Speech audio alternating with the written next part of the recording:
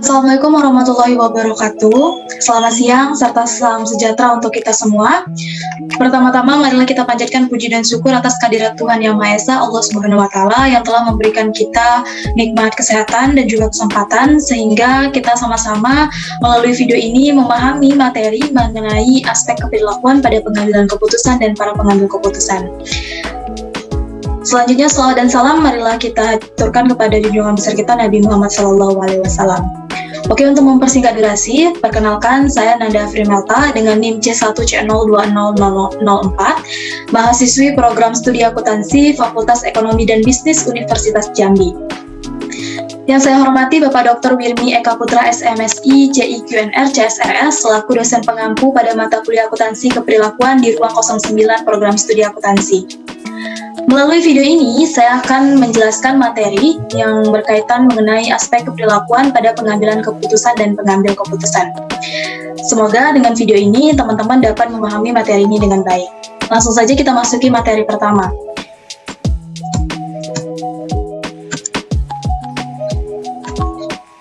Pertama adalah pendefinisian dari pengambilan keputusan. Pengambilan keputusan ini adalah suatu tindakan di mana tindakan ini ditujukan untuk memilih satu dari sekian banyak alternatif. Sekian banyak alternatif tentu jumlahnya lebih dari satu ya. Kalau misalnya alternatifnya hanya satu, itu tidak bisa dikatakan pilihan. Melalui pemikiran manusia yang kompleks karena berbagai faktor dan tindakan campur tangan di dalamnya dengan hasil yang berbeda.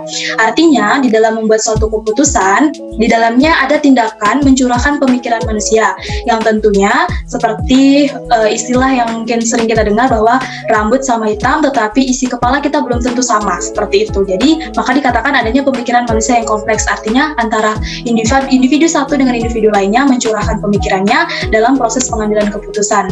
Tentu yang nantinya ada tindakan campur tangan di antara individu di dalamnya dan hasil pemikiran masing-masing individu tersebut tentu berbeda. Selanjutnya, sebelum memasuki proses pengambilan keputusan, kita harus tahu terlebih dahulu tujuan dari pengambilan keputusan itu sendiri. Jadi dalam pengambilan keputusan ini, dia memiliki dua jenis tujuan pengambilan. Yang pertama adalah tujuan tunggal, dan yang kedua adalah tujuan ganda. Tujuan tunggal ini untuk apa? Tujuan tunggal ini adalah tujuan pengambilan keputusan untuk menyelesaikan satu masalah saja, tanpa berkaitan dengan masalah lainnya atau tidak dapat menyelesaikan ataupun memicu timbulnya masalah yang lain.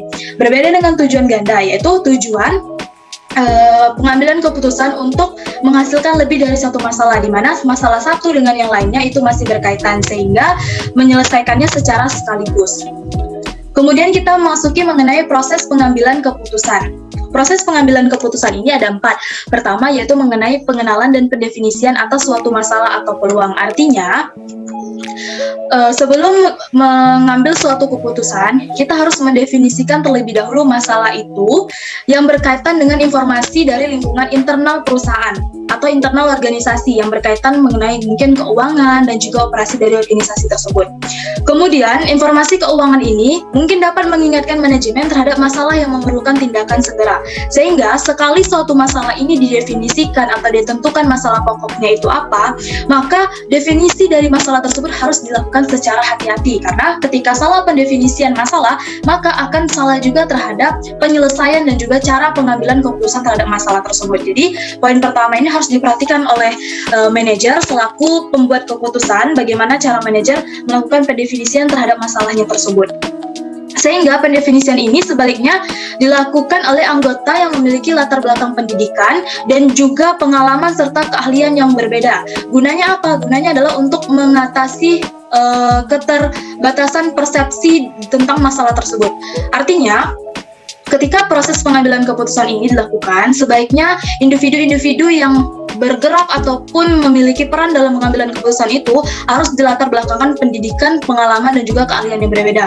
Karena nantinya akan mengumpulkan persepsi dari masing-masing individu tersebut. Misalnya, masalah ini ada suatu masalah di dalam suatu organisasi. Nah, kita perlu mengambil persepsi dan juga pendapat dari pihak penjualan, pihak pemasaran, pihak produksi, sampai dengan akuntan. Ketika ada masalah tersebut, kita tidak boleh hanya mengambil pendapat ataupun tindakan dari pihak pemasaran saja, tetapi dari seluruh aspek yang ada di unit organisasi. Mungkin bagi pemasaran, masalah itu timbul karena adanya permasalahan dalam penjualan atau promosi. Kemudian bagi seorang produksi beranggapan bahwa masalah itu muncul karena adanya cacat pada saat produksi atau kekurangan bahan baku. Dan bagi akuntan beda lagi, dia berpersepsi bahwa masalah itu terjadi mungkin karena kurangnya pengendalian internal sampai dengan kurangnya pengendalian biaya yang ada dalam organisasi tersebut. Kemudian pencarian tindakan alternatif dan kuantifikasi atas konsekuensinya. Maksudnya di sini, ketika masalah tersebut sudah didefinisikan dengan baik dan hati-hati, maka bisalah kita cari beberapa tindakan-tindakan alternatif yang memungkinkan untuk menyelesaikan masalah tersebut. Bukan berarti kita langsung memfokuskan pada satu penyelesaian, ya, tapi kita boleh mengumpulkan beberapa tahapan atau cara yang nantinya dapat membantu menyelesaikan masalah. Dan ketika pengumpulan dan mengelis alternatif-alternatif atau solusi-solusi 1, 2, 3, 4, kita harus mengkuantifikasi dulu konsekuensinya apakah berkaitan dengan masalah kita. Nantinya ketika kita mengelis tanpa mengkuantifikasi konsekuensi yang dihadapkan dari solusi tersebut, malahan bukan menyelesaikan masalah yang ada, malah menambah masalah baru. Seperti itu, maka pentingnya ada kuantifikasi atas konsekuensi dari masing-masing alternatif tadi. Misalnya ingin memproduksi produk baru, ada beberapa alternatif mungkin dengan menyesuaikan segmen pasar atau yang lainnya. Kemudian dari masing-masing alternatif itu harus dilihat dulu konsekuensinya. Kalau misalnya kita melakukan produk baru, apakah sesuai dengan segmen pasar kita yang sudah ada, apakah sesuai dengan konsumen kita yang sudah ada, atau nantinya akan kesulitan untuk mencari konsumen baru, seperti itu. Kemudian yang ketiga adalah pemilihan alternatif yang optimal atau memuaskan. Setelah kita mengelis dan membuat daftar alternatif-alternatif yang memungkinkan untuk menyelesaikan masalah, kita hanya boleh memilih satu dari banyak alternatif tersebut yang dikiranya memang penyelesaiannya itu lebih optimal, paling optimal, dan juga memuaskan. Memuaskan di sini artinya apa? Memuaskan di sini artinya penyelesaian itu memang benar-benar terjawab dan terselesaikan dengan baik dalam kurun waktu seperti efektif dan efisien dalam organisasi dalam penyelesaian masalah tersebut. Dan yang terakhir adalah penerapan dan tindak lanjut. Titik puncak untuk melihat kesuksesan dan kegagalan dari suatu keputusan itu terletak pada penerapannya. Ketika penerapannya dilakukan efisien dan orang-orang yang di dalamnya memahami sumber dayanya secara maksimal, maka keputusan tersebut bisa dilaksanakan dengan baik atau keputusan tersebut bisa diambil atau sudah diambil dengan baik. Dan tindak lanjut ini seperti umpan balik yang akan didapatkan dari berbagai proses dalam pengambilan keputusan tersebut. Selanjutnya, bagaimana cara pengambilan keputusan dalam suatu organisasi? Ada 3 cara. Yang pertama adalah rasional terbatas. Seperti yang kita ketahui dan tidak kita pungkiri bahwa manusia ini memang memiliki akal pikiran diberikan oleh Tuhan Yang Maha Esa.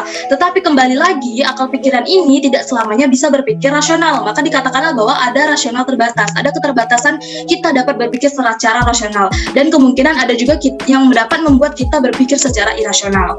Nah, rasional terbatas atau bounded rationality ini berarti bahwa orang-orang memiliki keterbatasan dalam pemikiran rasional. Tidak semua hal bisa kita pikir secara rasional, itu intinya, makanya dikatakan rasional terbatas. Kemudian yang kedua adalah intuisi.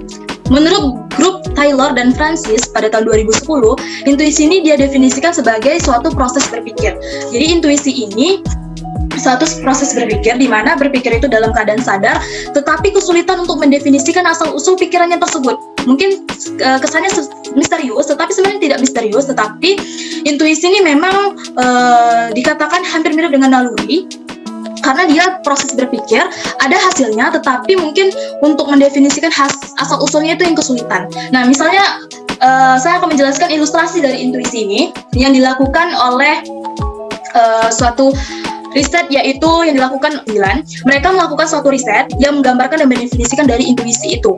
Mereka mengambil 2 subjek, yaitu pemain catur pemula dan pemain catur grandmaster. Pemain catur pemula ini katakanlah baru bermain catur 1-2 kali, sedangkan grandmaster ini juga sudah memenangkan perlombaan catur berulang kali, puluhan kali.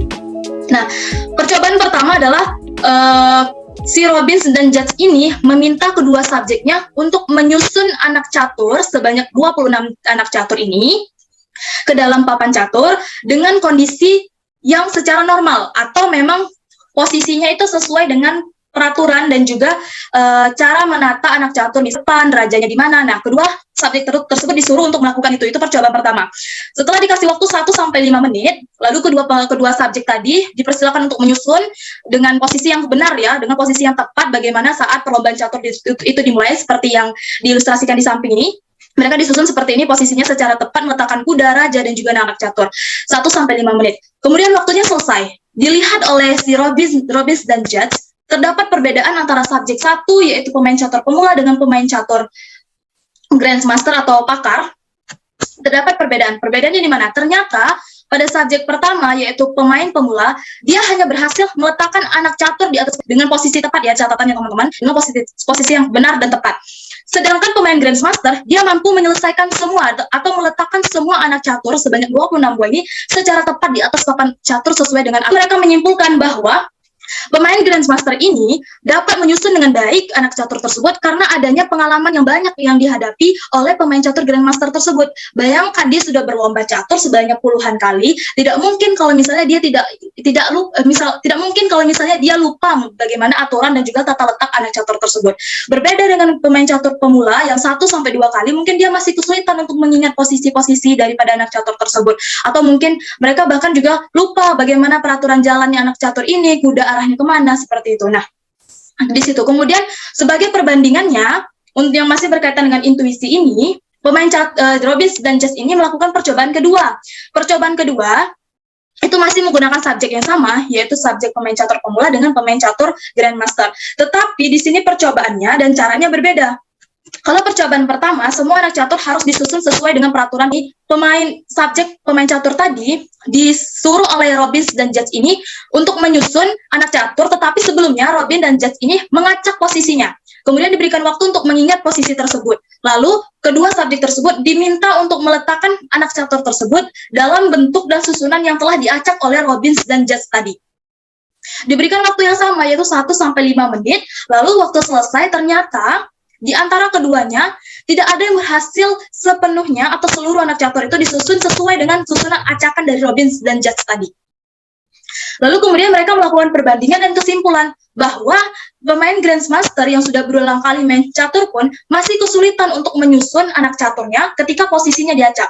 Maka dari situ disimpulkan oleh Robbins dan Judge bahwa intuisi ini berkaitan sekali dengan pengalaman. Ketika mereka memiliki pengalaman yang banyak, maka intuisi mereka akan meningkat seperti itu. Kemudian dengan tidak adanya pengalaman tersebut, mereka akan mengalami kesulitan untuk mengidentifikasi, kemudian mengelompokkan, serta mempolakan posisi anak catur tersebut pada posisi yang telah ditentukan oleh Robbins dan Judge tadi. Dan pada akhirnya keduanya tidak mampu menyusun seluruh anak catur di dalamnya. Seperti itu kurang lebih ilustrasi daripada intuisi ini. Kemudian kita lanjut ke cara yang ketiga, yaitu ada identifikasi masalah. Identifikasi masalah ini, masalah yang tampak cenderung memiliki kemungkinan dipilih yang lebih tinggi daripada masalah yang penting. Kenapa? Karena masalah yang penting itu perlu analisis yang lebih mendalam sampai dengan menemukan kepentingan dari masalah tersebut. Berbeda dengan masalah yang tampak. Kalau masalah yang tampak itu kan artinya masalah yang terlihat jelas, yang terpampang di depan mata. Maka dari itu dalam pengambilan keputusan mereka lebih cenderung memilih masalah yang tampak dibandingkan yang penting karena tidak memerlukan analisis yang mendalam dan juga membutuhkan waktu tentunya yang lebih mendalam untuk menganalisis tersebut. Oke, masuk materi selanjutnya itu cara pengambilan keputusan dalam organisasi masih berlanjut yang tadi. Selanjutnya adalah pembuatan pilihan. Pembuatan pilihan ini nantinya akan berkaitan dengan heuristik. Heuristik ini adalah strategi yang menyederhanakan dalam pengambilan keputusan yang dikarenakan adanya keterbatasan informasi dan juga keterbatasan kognitif. Keterbatasan kognitif ini adalah pengaruh yang akan dihadapi oleh seseorang yang dipengaruhi oleh orang lain.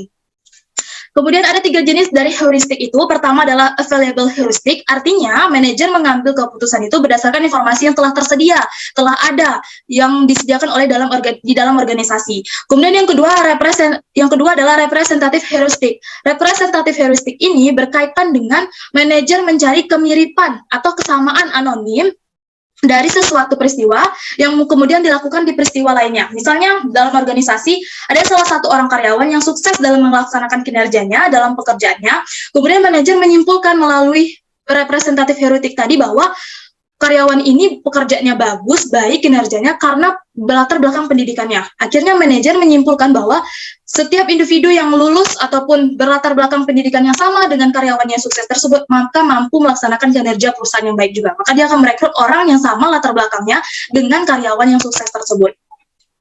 Kemudian yang ketiga ada according dan adjustment heuristic, di mana according dan adjustment heuristic ini berdasarkan penyesuaian nilai yang ada sebelumnya. Selanjutnya adalah gaya pengambilan keputusan. Gaya pengambilan keputusan ini berkaitan dengan individual. Ada orang yang memang bisa mendeskripsikan ataupun menganalisis terhadap ambiguitas itu secara jauh dan secara dalam, dan ada juga orang yang hanya berpikir melalui batas-batas manusiawi dan mempertimbangkan lebih banyak alternatif daripada alternatif yang dianggap lebih benar bagi tipe direktifnya. Kemudian keterbatasan organisasi itu sendiri yang menjadi penghambat bagi para pengambil keputusan, sehingga para manajer misalnya membuat keputusan-keputusannya untuk mencerminkan sistem penilaian, kinerja, dan pemberian imbalan dengan mematuhi peraturan formal. Selanjutnya mengenai teknik pengambilan keputusan. Ada 4. Yang pertama adalah teknik partisipatif atau teknik partisipasi. Dalam praktiknya, tingkat partisipasi ditentukan oleh faktor pengalaman individu atau kelompok dan juga sifat tugas. Ketika individu tersebut memiliki pengalaman yang banyak, maka besar kemungkinan partisipasi dari individu tersebut akan diambil dan digunakan oleh perusahaan. Karena artinya ketika dia banyak pengalaman, artinya dia banyak belajar, banyak melakukan dan mengalami perubahan-perubahan tertentu. Sehingga pada teknik partisipasi ini diterapkan secara informal oleh individu dan juga tim, maupun juga secara formal pada program. Teknik partisipasi individu ini sebenarnya bagus dilaksanakan, tetapi kembali lagi, terkadang manajer sudah membuka kesempatan dan juga permintaan kepada karyawan bawahannya untuk memberikan partisipasi baik ide, gagasan untuk pencapaian sasaran organisasi, tetapi kadang manajer masih memikirkan bahwa hak dia adalah untuk mengambil keputusan. Sehingga kebanyakan manajer dia menerima semua, mengambil semua partisipasi dan juga ide-ide dari karyawan, tetapi tidak melaksanakan atau tidak menggunakan sasaran tersebut, sehingga nantinya akan timbul ketidakpuasan bagi karyawan karena merasa sia-sia saja memberikan ide atau gagasan, tetapi tidak digunakan oleh para pengambil keputusan yang ada di dalam organisasi. Kemudian yang kedua adalah teknik keputusan kelompok. Teknik keputusan kelompok ini berdasarkan informasi yang berdampak sebagai kunci dari proses pengambilan keputusan yang efektif dan adalah menjadi seorang ahli teknologi informasi. Artinya keputusan kelompok ini keputusan yang sama-sama diambil di dalam suatu kelompok melalui berbagai tahap dan juga berbagai saran-saran dan juga ide dari semua unit organisasi. Kemudian yang ketiga, teknik DLP. Teknik DLP ini dia mengambil keputusan seperti yang dikatakan bahwa tidak ada teknik keputusan yang dapat memprediksi masa depan sepenuhnya, tetapi teknik DLP dapat meramal dengan baik. Dalam teknik DLP, sebuah kelompok itu dibentuk, tetapi anggotanya tidak berinteraksi secara langsung satu sama lain atau tidak bertatap muka sama lain, tetapi mereka mengeluarkan ide ataupun gagasannya dalam pengambilan keputusan. Kemudian yang kedua, setiap anggota ini membuat prediksi atau input. Jadi setiap anggota wajib memberikan satu input ataupun ide prediksi untuk masa depan, tetapi hanya ditulis saja, tidak bertatap muka. Jadi mereka mengirimkan selembar seperti itu prediksi mereka di masa depan, dengan mereka tidak mencantumkan namanya dari pemberi prediksi tersebut. Kemudian ada umpan balik gabungan dari orang lain. Dalam beberapa variasi itu tidak dicantumkan namanya, tetapi kebanyakan hanya berupa data dan juga daftar gabungan yang digunakan. Itu menurut teknik DLP, mereka membuat informasi untuk memprediksi masa depan, tetapi tidak langsung bertatap muka melalui tulis tangan. Tetapi dia tidak menggunakan nama, nanti orang lain akan mengomentari dari prediksinya tersebut sampai dengan ada umpan balik gabungan. Kemudian kalau melihat dari teknik DLP itu banyak manfaatnya, salah satunya yaitu manfaat tidak terlalu banyak mengeluarkan biaya, karena seperti kita ketahui bahwa ketika mengadakan rapat, pertemuan, tentu ada yang namanya biaya konsumsi. Tetapi kalau melalui teknik penulisan ini, tentu akan menghemat biaya konsumsi tadi, karena tidak bertatap muka. Yang terakhir adalah teknik kelompok nominal. Perbedaan antara pendekatan tersebut dengan metode DLP adalah bahwa anggota NGT ini adalah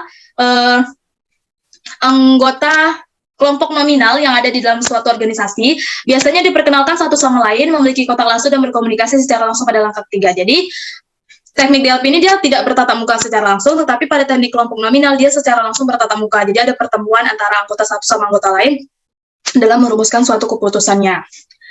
Selanjutnya adalah beberapa asumsi keperilakuan dalam pengambilan keputusan organisasi. Pertama adalah perusahaan sebagai unit pengambilan keputusan.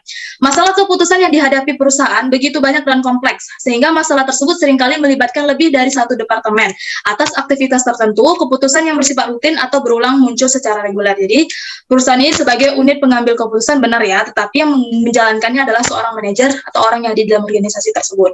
Kemudian yang kedua adalah menghindari ketidakpastian. Menghindari ketidakpastian ini ada dua poin pokok yang menjelaskan apa yang dihindarinya. Ketidakpastian seperti apa? Pertama adalah mereka menghindari persyaratan bahwa mereka harus dengan benar mengantisipasi kejadian-kejadian yang mungkin terjadi di masa yang akan datang. Karena itu tadi kita memiliki keterbatasan rasional atau berpikir secara rasional, sehingga untuk mengantisipasi secara tepat sangat sulit sekali, tetapi kita bisa melakukan proyeksi atau gambaran yang akan terjadi di masa yang datang, meskipun mungkin pada masa yang akan datang hal itu belum tentu terjadi.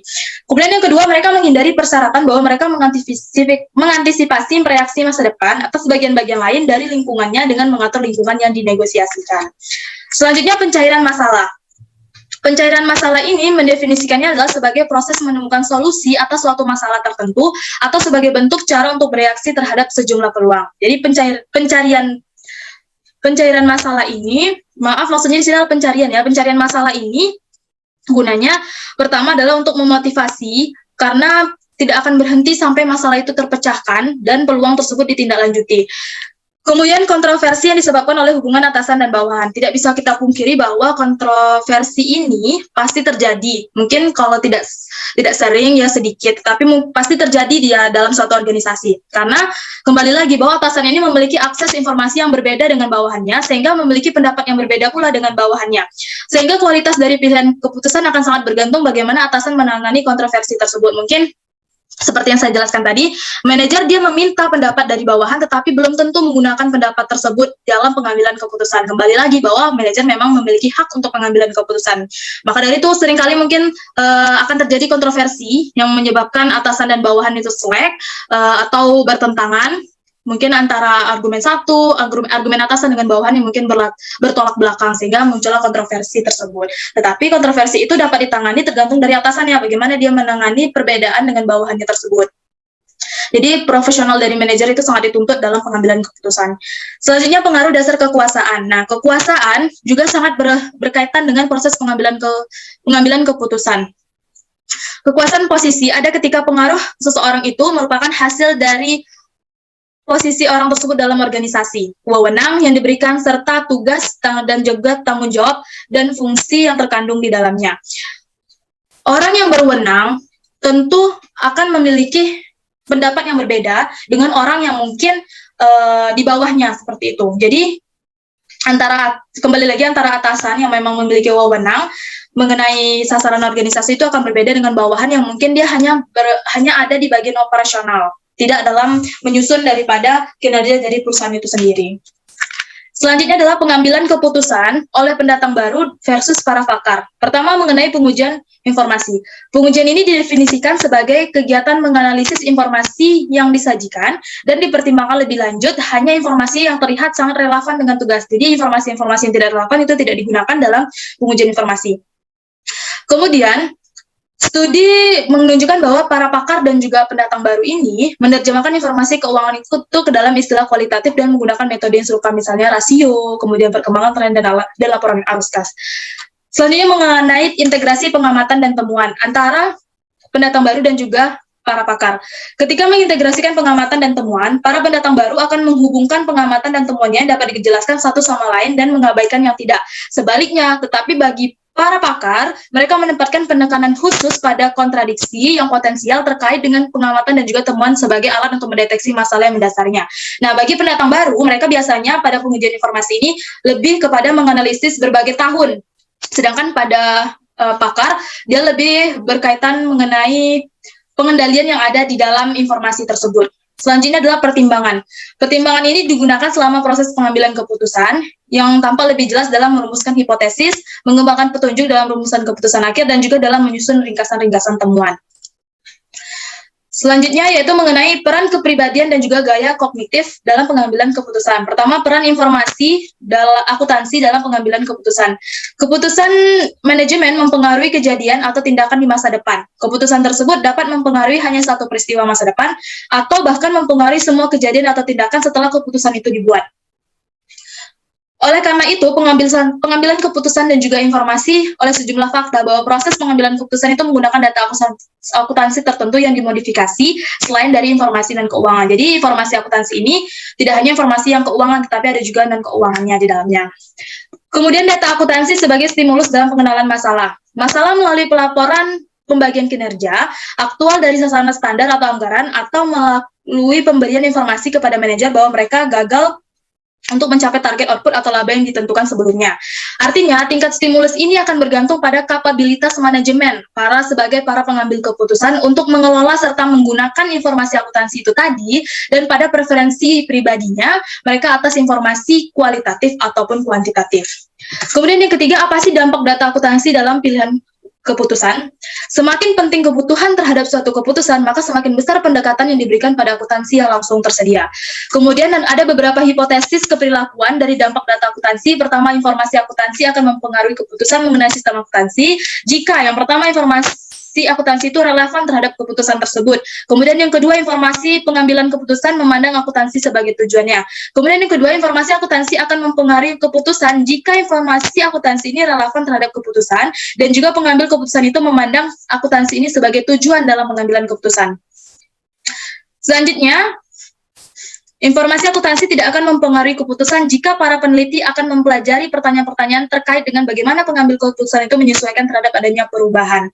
Selanjutnya adalah mereview jurnal. Ini merupakan salah satu jurnal yang saya ambil yang berkaitan dengan pengambilan keputusan. Di sini judulnya adalah partisipasi karyawan dalam pengambilan keputusan di PT Sentral 88 Kota Makassar. Seperti yang saya jelaskan tadi, ada teknik pengambilan keputusan, salah satunya adalah teknik partisipatif atau partisipasi ini. Jadi di jurnal ini dia melakukan pengamatan atau penelitian bagaimana dan juga tingkat partisipasi karyawan dalam pengambilan keputusan yang ada di PT Sentral 88 Kota Makassar.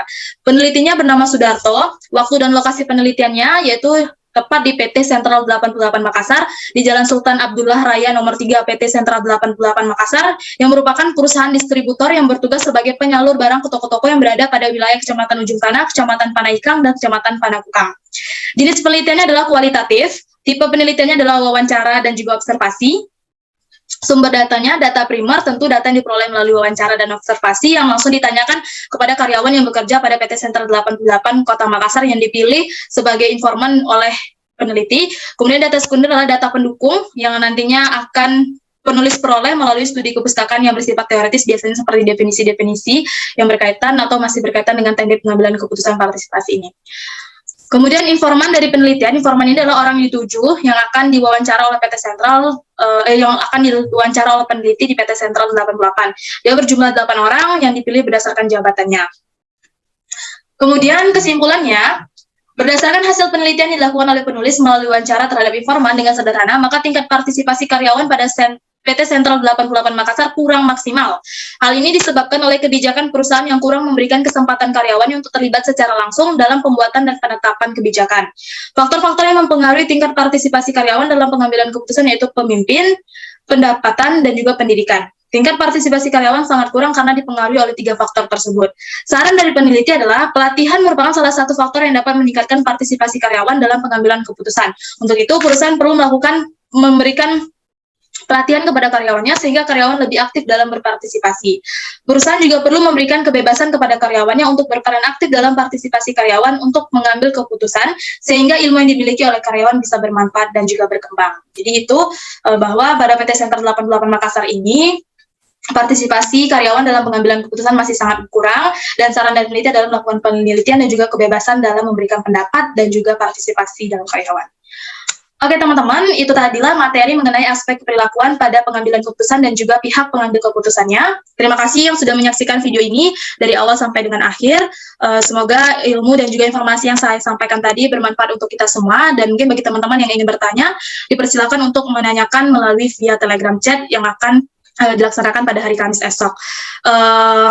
Mungkin itu saja dari saya. Mohon maaf jika terdapat kesalahan dalam penyampaian informasi mengenai materi kita pada hari ini. Saya akhiri. Wabillahi taufiq wal hidayah. Wassalamualaikum warahmatullahi wabarakatuh.